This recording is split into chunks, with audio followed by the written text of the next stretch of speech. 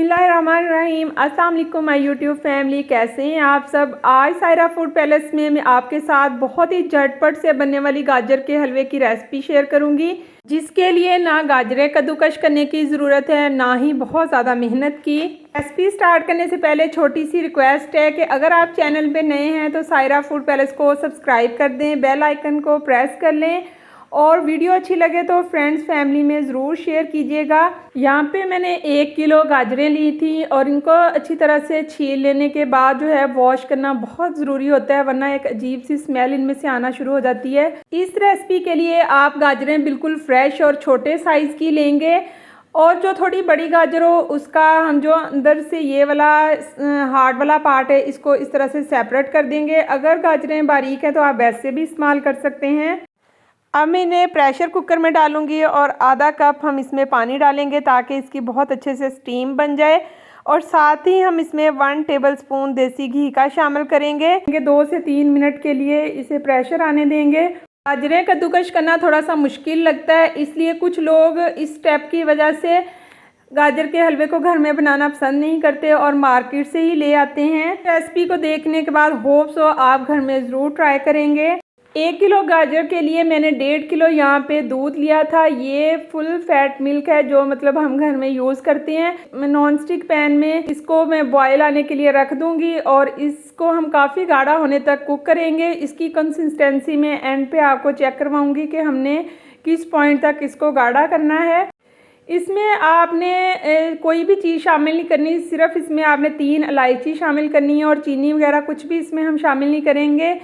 दूध को गाढ़ा करने में मुझे आधे घंटे से थोड़ा सा ज़्यादा टाइम लगा था और साथ ही दूसरे चूल्हे पे मैंने गाजरों को 2 मिनट के लिए मैंने प्रेशर दिया था।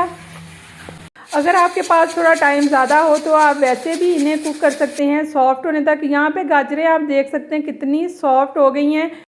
अब इन गाजरों को हम मैशर से मैश कर लेंगे।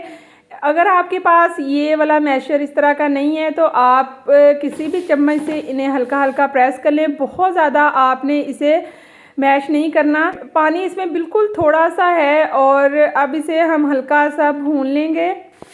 इसे हम थोड़ी देर तक भूनेंगे। आपने यहाँ पे फ्लेम जो है वो हाई रखनी है ताकि इसका कलर जो है वो बहुत ज़्यादा डार्क ना हो, ऐसे फ्रेश ही रहे। अब इसमें 1 टेबलस्पून हम और देसी घी शामिल करेंगे।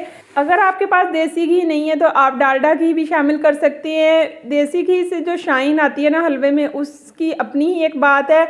यहाँ पे मैं आधा कप इसमें चीनी शामिल करूँगी। चीनी आप अपने टेस्ट के हिसाब से भी शामिल कर सकते हैं और चीनी शामिल करने के बाद भी आप इसे 1 से 2 मिनट के लिए भून लेंगे।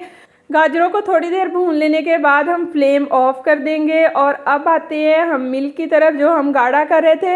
अब इस पॉइंट पे आप इसमें बराबर चम्मच हिलाते रहें ताकि ये नीचे ना लगे।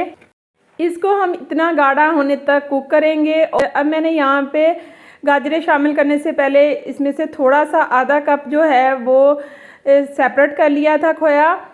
अब गाजरें हम इसमें सारी शामिल कर देंगे और इसको हम अच्छी तरह से भून लेंगे। इसमें चीनी और घी ऑलरेडी हमने शामिल कर दिया हुआ है, तो इस पॉइंट पे फ्लेम जो है वो आपने बहुत ज़्यादा लो भी नहीं रखनी और बहुत ज़्यादा हाई भी नहीं, मीडियम फ्लेम पे आप इसे अच्छी तरह से कुक कर लेंगे। यहाँ पे बहुत ज़्यादा टाइम हमें नहीं लगेगा क्योंकि हमारा जो गाजरें हैं इनमें भी पानी बिल्कुल भी नहीं है और जो खोया है वो भी ऑलमोस्ट डन है।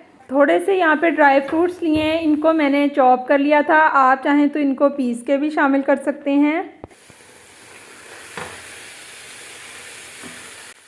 हलवा है यहाँ पे बिल्कुल तैयार है। इसका कलर भी आप देख सकते हैं बहुत अच्छा है और इसका टेक्सचर भी बहुत ही दानेदार है, ऐसे जैसे हमने गाजरें ग्रेट की हुई हों।